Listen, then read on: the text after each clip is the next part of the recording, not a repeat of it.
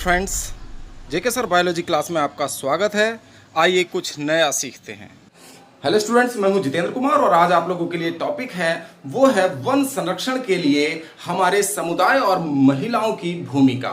चलिए सीधे चर्चा करते हैं वन संरक्षण के लिए महिलाओं और समुदाय की भूमिका और role of women and community for forest conservation. देखिए, खेजड़ली गांव है एक राजस्थान के जोधपुर जिले में, और यहाँ पर खेजड़ली गांव के आसपास बिश्नोई परिवार रहा करते थे और यहाँ वनों की संख्या ज्यादा थी, यानी कि जंगल की संख्या, वृक्षों की संख्या ज्यादा थी।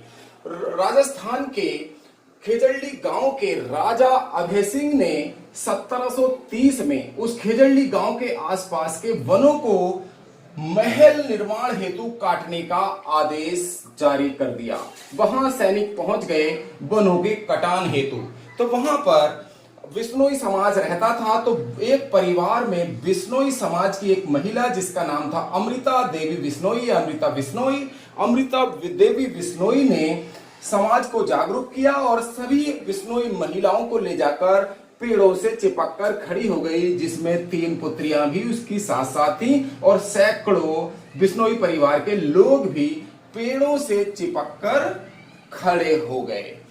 राजा को ये बात जब जानकारी हुई, राजा को इस बात की जब जानकारी हुई, तो उसने वृक्षों से चिपकी हुई महिलाओं और सैकड़ों लोगों को कटवाने का आदेश दे दिया।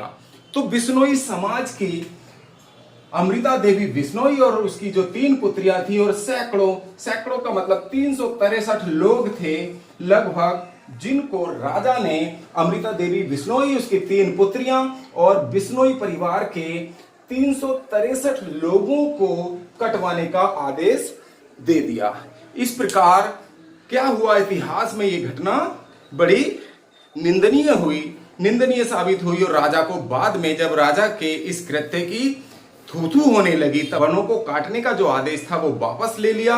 इस प्रकार वनों का संरक्षण तो हो गया, लेकिन अमृता देवी बिश्नोई और उसकी 3 पुत्रियां और सैकड़ों बिश्नोई परिवार के लोग बलि बेदी चढ़ गए पर्यावरण को बचाने के लिए, वृक्षों को बचाने के लिए। और अमृता देवी और बिश्नोई समाज के लोगों का कथन था कि वृक्ष हमारी जान है, वृक्षों से ही हमारा जीवन है, वृक्ष हमारे पर्यावरण को शुद्ध करते हैं, वृक्ष हैं तो हम हैं, इसलिए इस धरा से हम वृक्षों को नहीं कटने देंगे।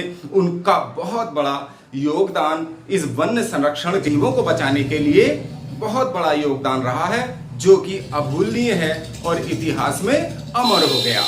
उसके लिए राजस्थान सरकार ने अमृता देवी बिश्नोई को सम्मान देने के लिए उनके नाम पर वन संरक्षण और वन्य जीवों को बचाने के क्षेत्र में, वन्य जीव संरक्षण के क्षेत्र में जो उत्कृष्ट कार्य करने के लिए एक पुरस्कार की घोषणा की और जो उन्हीं के नाम से शुरू किया गया 1994 में, अमृता देवी बिश्नोई वन्य जीव संरक्षण पुरस्कार। इसके तहत 25,000 की नगद धनराशि वन्य जीव संरक्षण के क्षेत्र में, वन एवं जीव जातियों के संरक्षण के क्षेत्र में उत्कृष्ट कार्य करने हेतु दिया जाता है और इसका प्रारंभ 1994 में किया गया।